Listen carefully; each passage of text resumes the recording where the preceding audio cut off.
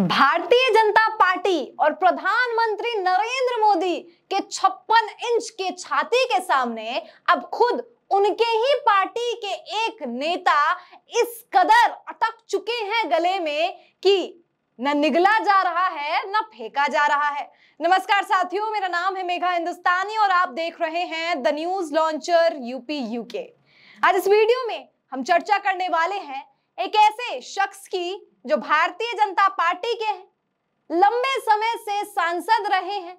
अपना दबदबा रखते हैं और कुछ इस प्रकार का दबदबा रखते हैं कि खुद उत्तर प्रदेश के मुख्यमंत्री योगी आदित्यनाथ को कड़े शब्द कहने से भी नहीं हिचकिचाते हैं।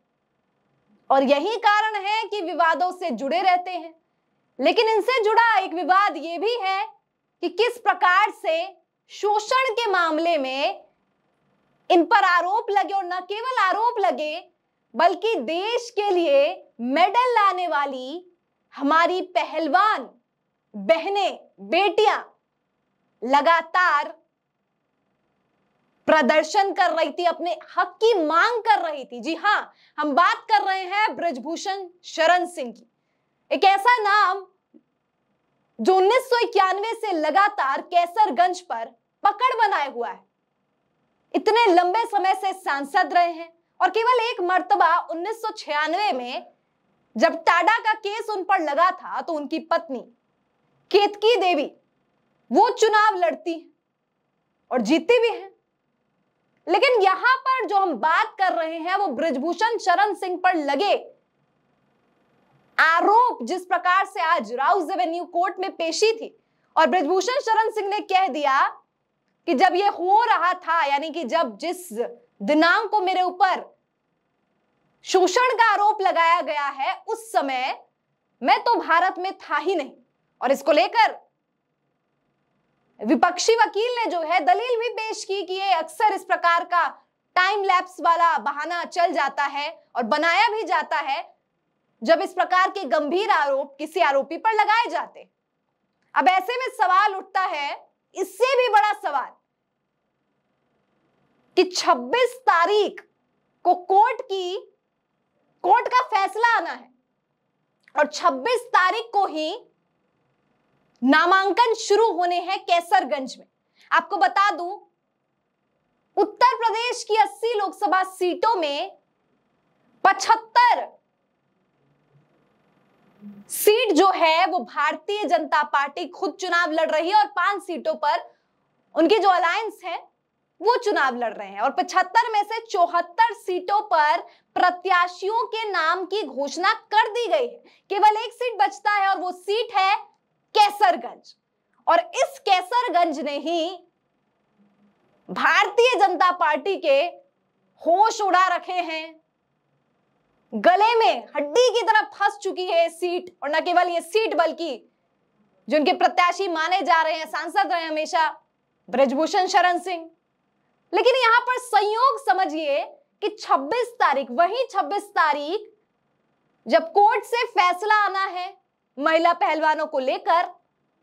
और 26 तारीख से ही नामांकन कैसरगंज में शुरू है,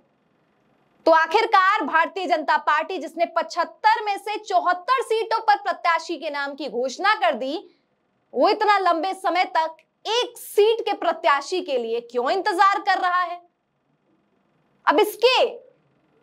लिए हमें समझना पड़ेगा कि कैसरगंज, न केवल कैसरगंज बल्कि भारतीय जनता पार्टी के लिए बृजभूषण शरण सिंह इतना अहमियत क्यों रखता है कि अब भारतीय जनता पार्टी इस विडंबना में है। विडंबना कह लीजिए या सियासी दांवपेच कह लीजिए, लेकिन बृजभूषण शरण सिंह के इर्द गिर्द ही अब चर्चा हो रही है। पहले फेज के चुनाव 19 अप्रैल को हो जाने हैं, दूसरे 26 को हो जाने हैं। और आप समझिए, पश्चिमी उत्तर प्रदेश और राजस्थान, जिसे जाटलैंड कहा जाता है, उन इलाकों पर चुनाव तकरीबन हो जाना है। मुजफ्फरनगर, कैराना, बिजनौर, अल्मोड़ा, दूसरे आप फेज में देखेंगे मथुरा, मेरठ,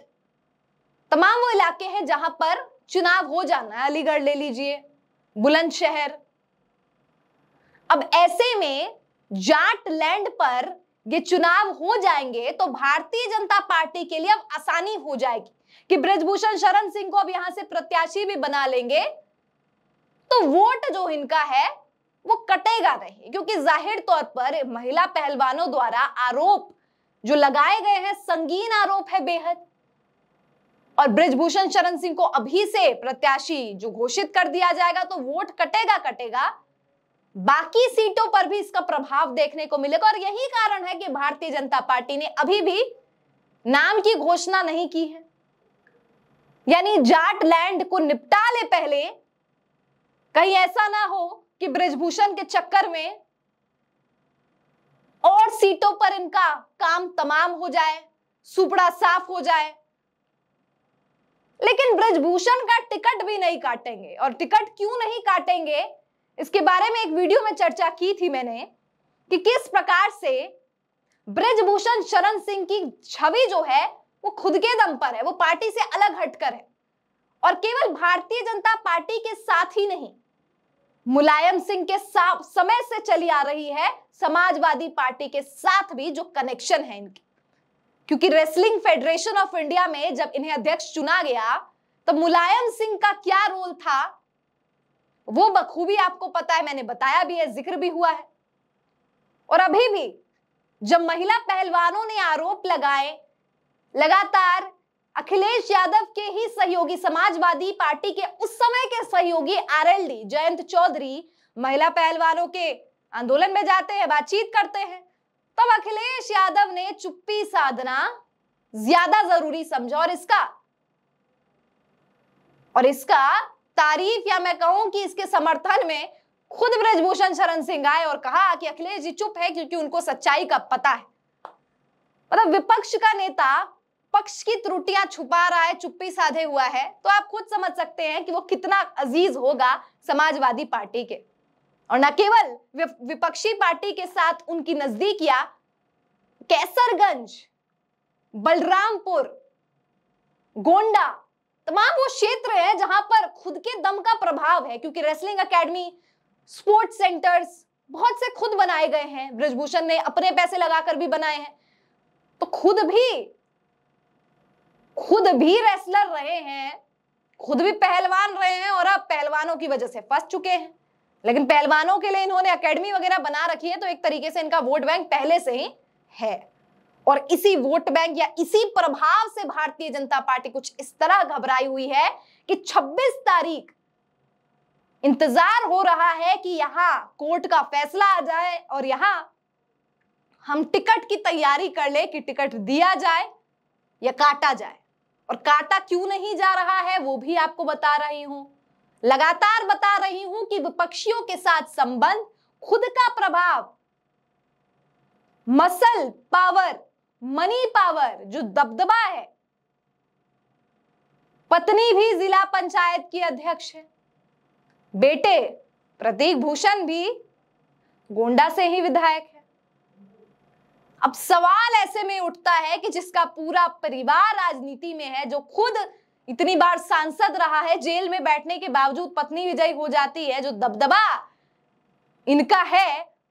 और ये हिंदू छवि के बारे में भी आपको बता दूं कि बाबरी मस्जिद जब ढही थी उस समय किस प्रकार से इनका नाम आया था, लेकिन महिला पहलवानों के मुद्दे पर साधु संतों ने बृजभूषण शरण सिंह के समर्थन में, पक्ष में भी कहा था। तो इससे आप समझ सकते हैं कि हिंदू छवि किस प्रकार से बखूबी बृजभूषण शरण सिंह ने स्थापित की है। और ये तमाम वो सभी कारण हैं जो एकत्रित आप करेंगे तो समझ आएगा कि राउस एवेन्यू कोर्ट में आज जो पेशी हुई और इसको लेकर 26 तारीख को जो सुनवाई होगी, उसी 26 का इंतजार है कि जाटलैंड निपट जाए, बाकी वोट ना कट जाए, और उसी हिसाब से बृजभूषण शरण सिंह को टिकट देना है नहीं देना है इसका निर्णय किया जाए। तो ये भारतीय जनता पार्टी का सियासी दांवपेच इस 26 तारीख पर टिका है, और 26 तारीख पर ही बृजभूषण शरण सिंह का भी नियति टिकी है। अब देखना होगा क्या है। भारतीय जनता पार्टी को यह भी मालूम है कि बृजभूषण शरण सिंह सिंबल की वजह से विजयी नहीं होते हैं और उनके कनेक्शन केवल भाजपा के साथ नहीं है। तो ऐसे में कैसरगंज की सीट यहां फंस चुकी है, बृजभूषण शरण सिंह गले में फंस चुके हैं और अब न निगला जाए न फेंका जाए।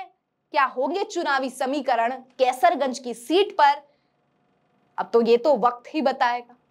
बहरहाल आज की इस वीडियो पर आपकी क्या राय है और 26 तारीख पर आपकी क्या दृष्टिकोण है, कमेंट सेक्शन के जरिए मुझ तक पहुंचाइए। फिलहाल मुझे दीजिए इजाजत, मिलती हूं आपसे ऐसे ही वीडियोस के साथ। धन्यवाद।